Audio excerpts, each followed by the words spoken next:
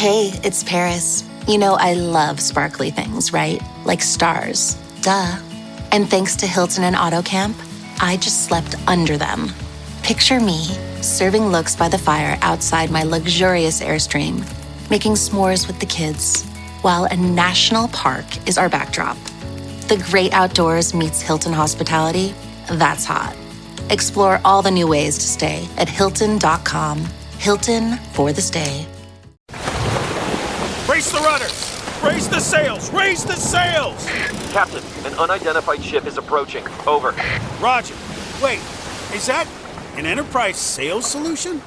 Reach sales professionals, not professional sailors. With LinkedIn ads, you can target the right people by industry, job title, and more. We'll even give you a $100 credit on your next campaign. Get started today at linkedin.com/results. Terms and conditions apply. Hi, everyone. It is Andrew. I wanted to share with you all a really amazing podcast. It's called Movies That Made Us Gay. And I had the honor of being a guest recently on their podcast. I talked all about my love of Into the Woods by Stephen Sondheim and all about Bernadette Peters' iconic performance as the witch. We do a deep discussion about the Broadway musical compared to the Disney movie musical. Let's just say we have some shady things to say about James Corden. I love Anna Kendrick, though. I will always stand behind Anna Kendrick's acting and Chris Pine, because Chris Pine's a snack. I mean, hopefully my fiance lets me have him as a hall pass. We'll see. But we talk about the revivals of Into the Woods, Vanessa Williams as the witch, which Real Housewife would be a great witch. I have a few ideas that I say in the podcast. So here's a clip from my conversation with them. You can find Movies That Made Us Gay on YouTube, Spotify, Apple, wherever you get podcasts. Make sure you follow them on Instagram at Movies That Made Us Gay. They have such great episodes. I think they just did To Wong Fu. Thanks for Everything, Julie Newmar. They had Troy. They had basically probably Mean Girls, I know, Legally Blonde, Clueless, all the iconic films that have a queer codedness to them. So I hope you enjoy.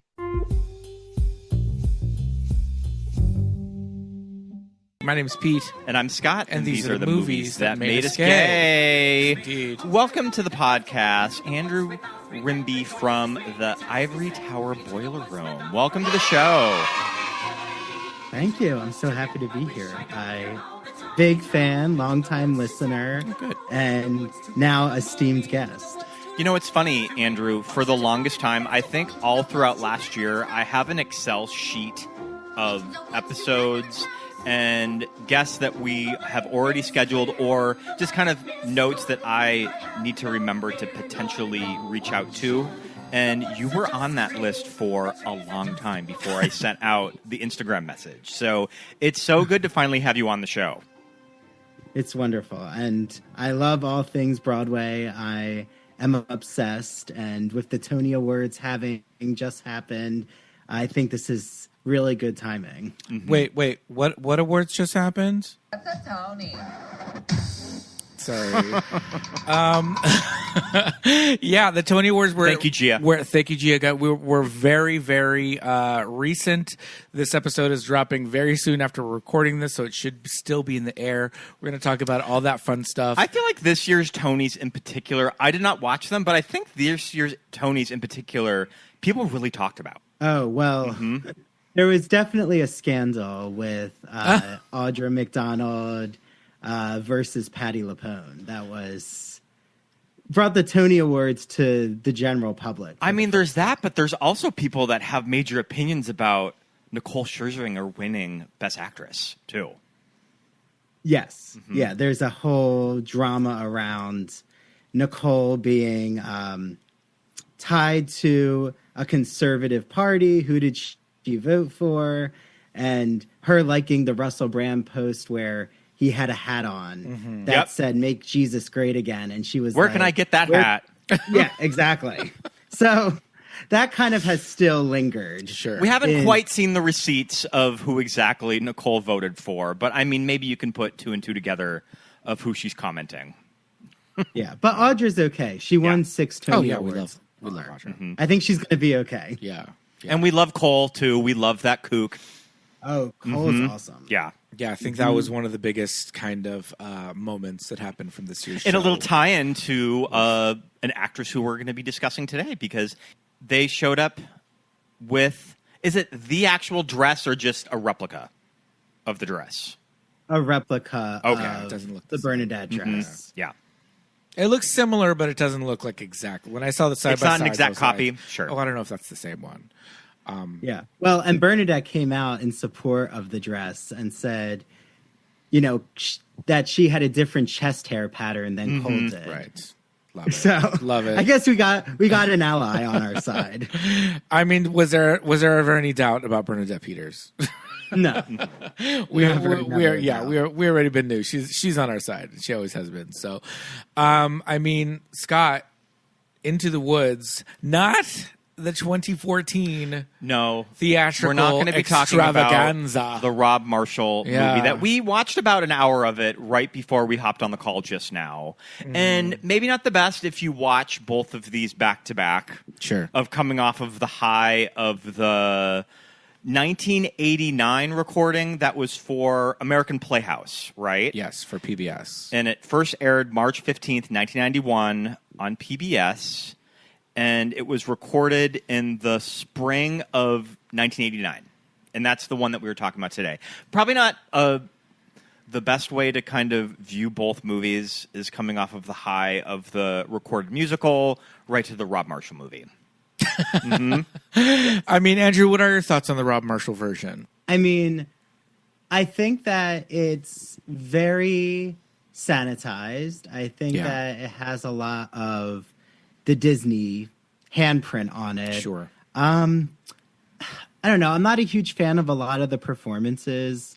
I think that it gets the characters and their personalities get diluted in it. But I will say, Anna Kendrick is enjoyable. Yeah. Meryl Streep does some good acting choices, of course, because that's who she is. But I don't think anyone necessarily blows me away that I think that they do a better job than the original cast did. No, not at all. Maybe, actually, I take that back. Chris Pine is very fine in it. So I like Chris Pine's acting, and his singing is actually pretty good. Yeah, his singing is really good. I agree. I think Anna Kendrick is doing some good work as Cinderella. I feel like Lila Crawford is it Lila or Lila? I know there's two L's in there. Yeah, so that's she good. was It's Annie Lila. on Broadway. There you go. I was about to ask, where did she come from? And she is giving a very Annie performance, but I feel like she's also kind of giving what the actress in our version is kind of giving, right? So I was like, all right, she's not really going anywhere new with that, but it's still like a kind of a powerhouse voice for someone so young, you know. So that was kind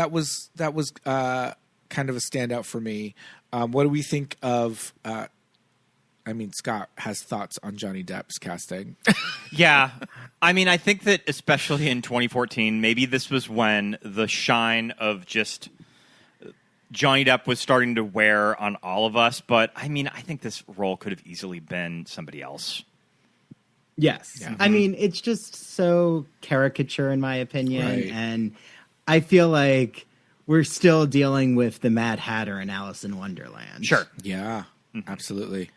And I mean, there's things that can be done in a stage production that don't often translate to movies, like actors playing multiple dual roles, things like that. And I know for this show in particular, it kind of has a history of, is the dual role thing that's something that's was only in the original production, or is that something that they always do with the actor that is the wolf also being Cinderella's prince, things like that? Always. Since the original cast, the wolf was always the prince. Right. And that's that fairy tale metaphor of beware of strange men who appear in wolf clothing. Yes, and are a little too randy, a little too oversexed. Maybe that's, the wolf is always oversexed. I mean, maybe they're onto this with the casting of Johnny Depp then. with what we've been through with him in the past decade. Right. But we're not here to talk about the Rob Marshall movie, which I'm sure that we'll go back to it a little bit as reference, but we are talking about the 1986 musical Music and Lyrics by Stephen Sondheim. Is this our first time talking about Stephen Sondheim on the podcast, Pete? I think so. We have not done a Dick Tracy episode. Not Dick Tracy.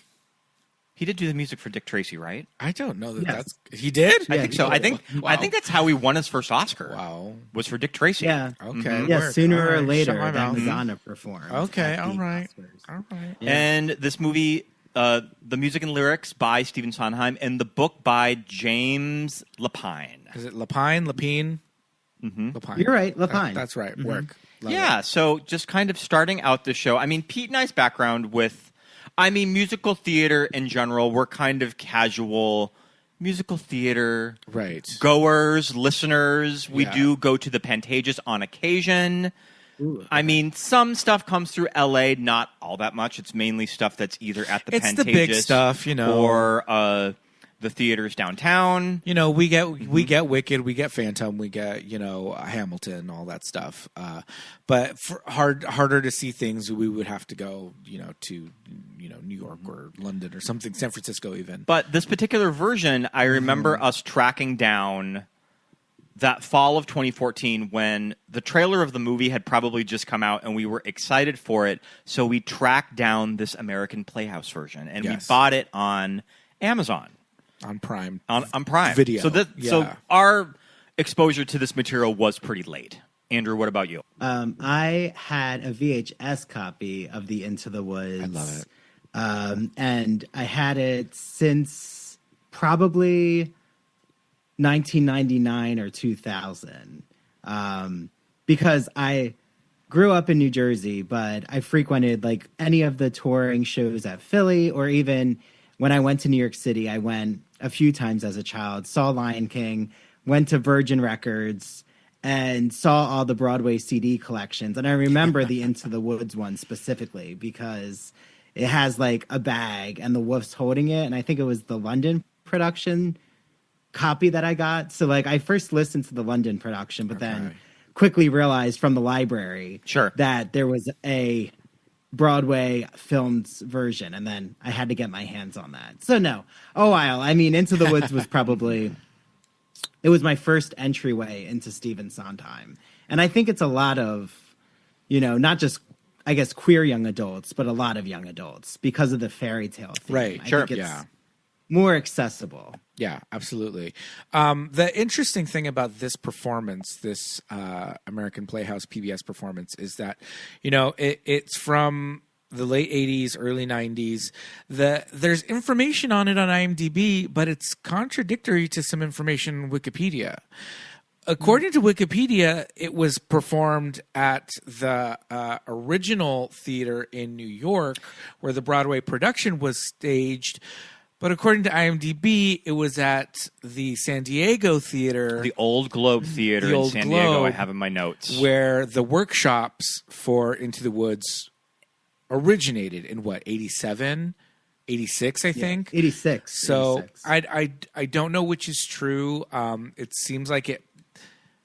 Because it was a few years after the original cast had performed it, it had already been on stage on Broadway for about 3 years at this point.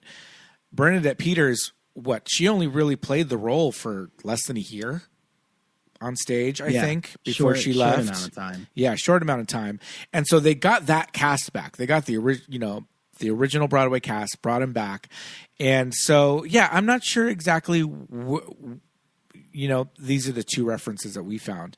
So I'm not sure exactly where it was shot. I don't know if you have any more insight into that, but it's just kind of I love when they do this, when they do these stage performances that they put out. It's so 80s, right? It's so 70s and 80s. I wish it was still a thing. I always remember the commercials, non-stop commercials as a kid, for Cats Now and Forever for this. You could, call this number, own it on VHS, have it in your home, watch it anytime you like.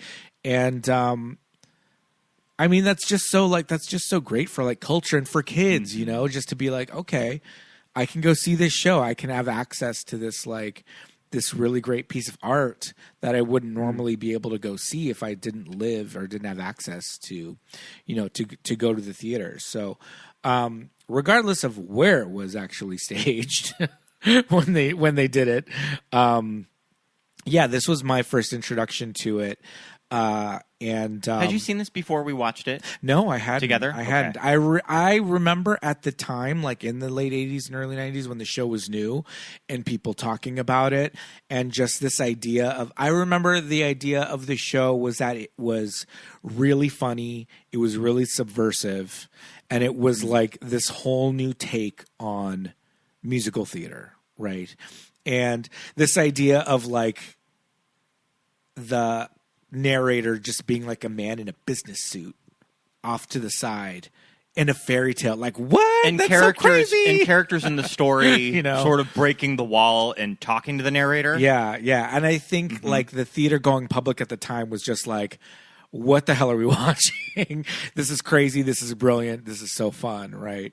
And I think it all comes through in this version that we saw. It's just so like it's just so I don't know what's the word I'm thinking of, but I don't know. I feel like, okay, yeah, maybe I have seen a version of it on stage.